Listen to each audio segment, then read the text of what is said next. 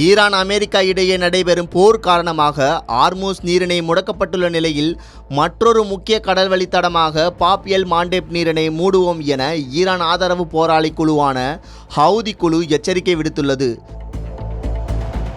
கடந்த ஆண்டு Israel Iran மீது தாக்குதல் நடத்திய நிலையில் ஈரானின் பல்வேறு இராணுவ தளங்கள் கடுமையாக சேதப்பட்டது.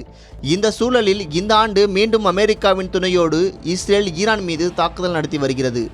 ஈரானும் தன்னிடம் இருக்கும் அனைத்து சக்தியையும் வெளிப்படுத்தி இஸ்ரேலை ஈரான் தாக்குதல் நடத்தி வருகிறது. அதன் உச்சகட்டமாக உலக எண்ணெய் வர்த்தகத்தில் முக்கிய பங்கு வகிக்கும் ஆர்மூஸ் நீரிணை ஈரான் முடக்கியுள்ளது. இதனால் உலக அளவில் கச்சா எண்ணெய்க்கு கடும் பற்றாக்குறை ஏற்பட்டு அதன் விலை $100 என்ற உச்சத்தை தொட்டுள்ளது. ஈரான் பல ஆண்டுகளாக நிதியுதவி வழங்கி ஆதரித்து வரும் ஹவுதி அமைப்பு ஏமன் தலைநகர் சானா உள்ளிட்ட முக்கிய பகுதிகளை தங்கள் கட்டுப்பாட்டில் வைத்துள்ளனர். இவர்கள் இஸ்ரேல் மற்றும் அமெரிக்காவின் செங்கடல் பகுதியில் வரும் இஸ்ரேலிய வணிக கப்பல்கள் மீது கடந்த காலங்களில் தாக்குதல் நடத்தியுள்ளனர்.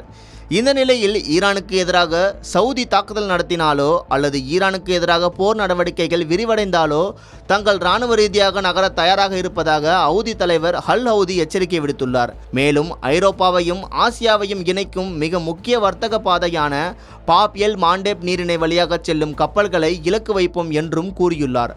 ஆசியாவிலிருந்து ஐரோப்பாவுக்கு செல்லும் கப்பல்கள் செங்கடல் வழியாக சூயஸ் கால்வாய் மூலமாக ஐரோப்பாவுக்கு சென்று வருகிறது. இதில் அரபிக்கடலிலிருந்து செங்கடலுக்கு செல்லும் குறுகிய பாதையில் ஏமனின் எல்லையை ஒட்டி பாப் எல் மாண்டேப் நீரிணை அமைந்துள்ளது. உலகளவில் கடல்வழி வர்த்தகத்தில் சுமார் 12% முதல் 15% வரை இந்த பகுதி வழியாகத்தான் நடைபெறுகிறது. இதனால் இந்த பகுதியை ஹவுதி அமைப்புகள் முடக்கினால் அது உலகளவில் பெரும் தாக்கத்தை ஏற்படுத்தும்.